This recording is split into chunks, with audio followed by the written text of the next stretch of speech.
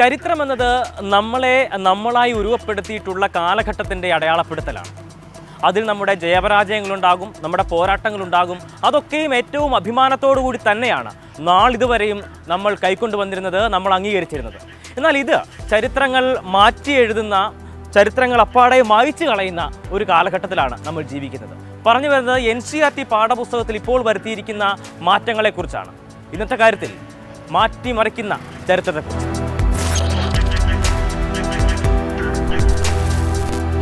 NCERTയുടെ 12ാം ക്ലാസ്സിലെ political science പാഠപുസ്തകത്തിലാണ് ഇപ്പോൾ ഒരു വലിയ മാറ്റം കൊണ്ടുവന്നിരിക്കുന്നത്. അത് മാറ്റമെന്നൊരിക്കലും പറയാൻ കഴിയില്ല. ചരിത്രത്തെ മാറ്റി എഴുതുന്ന, ചരിത്രത്തെ മായ്ച്ചു കളയുന്ന ഒരു നടപടിയാണ് NCERTയുടെ ഭാഗത്തു നിന്നും ഇപ്പോഴുണ്ടായിരിക്കുന്നത്. ഇതാദ്യമായിട്ടല്ല ഇങ്ങനെ NCERT ഇത്തരത്തിലുള്ള നടപടികൾ ചെയ്യുന്നതെന്നറിയാം. കാരണം കഴിഞ്ഞ 10 വർഷത്തിനിടയിൽ ഇത് 4ാം വട്ടമാണ് ഇത്തരത്തിൽ ചരിത്രത്തെ പൊളിച്ചെഴുതുന്നത്.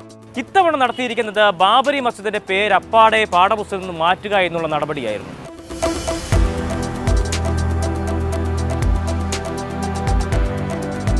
ബാബരി മസ്ജിദ് എന്ന പേരിന് പകരം രാമജന്മഭൂമിയിൽ 3 മിനാരങ്ങളുള്ള ഒരു കെട്ടിടമുണ്ടായിരുന്നു എന്നുള്ളതാണ് എഴുതി ചേർത്തിരിക്കുന്നത്.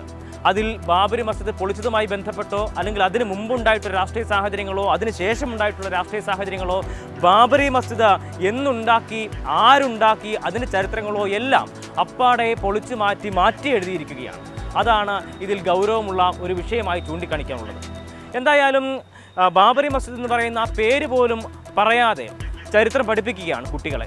ഈ വളർന്നു വരുന്ന അല്ലെങ്കിൽ പുതിയ തലമുറയെ കഴിഞ്ഞ കാലങ്ങളിൽ എന്തൊക്കെ സംഭവിച്ചിട്ടുണ്ടോ അതെല്ലാം അപ്പാടെ മാറ്റി എഴുതിക്കൊണ്ട് ആ ഇരുണ്ട കാലത്തെ ഒരിക്കലും ഓർമ്മിപ്പിക്കാതിരിക്കുക, അല്ലെങ്കിൽ ആ ഇരുണ്ട കാലം സൃഷ്ടിച്ച ആളുകൾ തന്നെ അതിനെ അപ്പാടെ മാറ്റിമറിക്കുന്ന ഒരു രീതിയിലേക്ക് പാഠപുസ്തക നിർമ്മിതി പോലും എത്തുകയാണ്. കഴിഞ്ഞ 10 വർഷത്തിനിടെ നമ്മൾ നേരത്തെ പറഞ്ഞതുപോലെ തന്നെ 4ാം വട്ടമാണ് ഇത്തരത്തിൽ ചരിത്രത്തെ മാറ്റി എഴുതുന്നത്.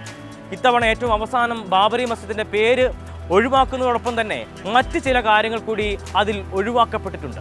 കഴിഞ്ഞ തവണ വരെ ഉണ്ടായിരുന്ന പാഠപുസ്തകത്തിൽ ബാബരി മസ്ജിദ് പൊളിക്കുന്നതുമായി ബന്ധപ്പെട്ടുണ്ടായിരുന്ന ചിത്രങ്ങൾ ഉൾപ്പെടെ, പത്രവാർത്തകൾ ഉൾപ്പെടെ ഇത് നടത്തിയിട്ടുള്ള സംഘപരിവാർ സംവിധാനത്തിൻ്റെ അവരുടെ തങ്ങൾക്കതിൽ തെറ്റുപറ്റിപ്പോയിട്ടുണ്ട് എന്നുള്ള ചില പ്രസ്താവനകൾ ഉൾപ്പെടെ കഴിഞ്ഞ തവണത്തെ പാഠപുസ്തകങ്ങൾ ഉണ്ടായിരുന്നു. അതെല്ലാം അപ്പാടെ മാറ്റിമറിച്ചിരിക്കുകയാണ്.